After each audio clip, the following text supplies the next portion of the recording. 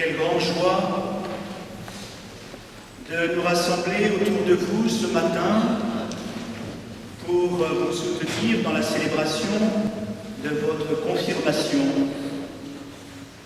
Comme beaucoup d'autres jeunes dans notre diocèse, vous avez pris du temps tout au long de l'année et j'ai eu la joie de vous accompagner avec les autres animateurs pour préparer cet événement crucial de votre vie chrétienne par des rencontres et des temps forts que vous avez vécus entre vous ou avec des témoins divers et variés, dont notre évêque qui avait eu le temps et la gentillesse de venir participer à un temps de témoignage autour de l'engagement dans l'Église, notre évêque qui aurait évidemment aimé être parmi nous ce matin.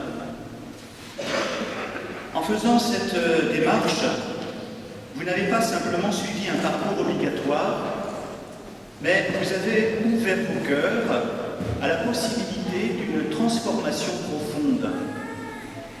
Le sacrement de la confirmation, comme l'a dit Jérôme au début de cette célébration, il vient compléter votre identité chrétienne, puisque, comme vous le savez, j'espère, il fait partie des sacrements de l'initiation, succédant traditionnellement, en France au moins, au baptême et à la communion.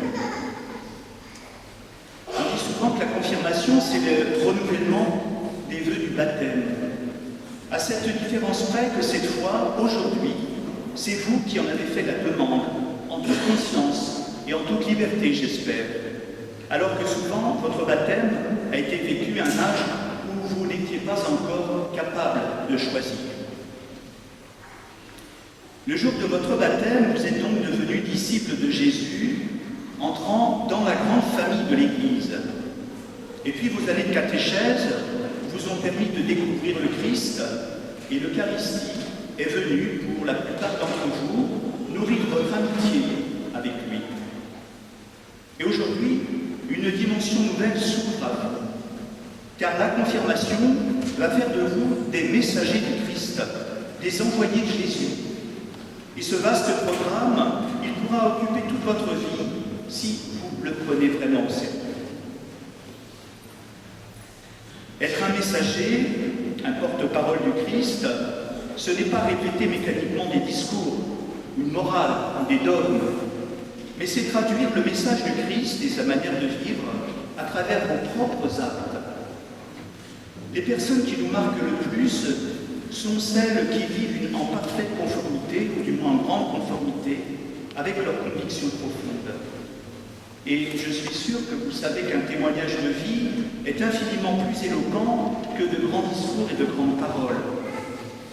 Alors pour cela, vous allez dans quelques instants recevoir le don de l'Esprit Saint, une force divine qui ravivera votre désir et votre joie, j'espère, d'agir en accord avec votre foi.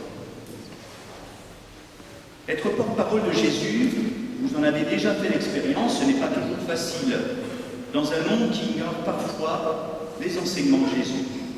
Et pourtant, des générations de chrétiens, et dans vos familles, j'espère, ont prouvé que cette vie de disciple missionnaire, comme disait le pape François, est une source intarissable de bonheur et de réalisation personnelle.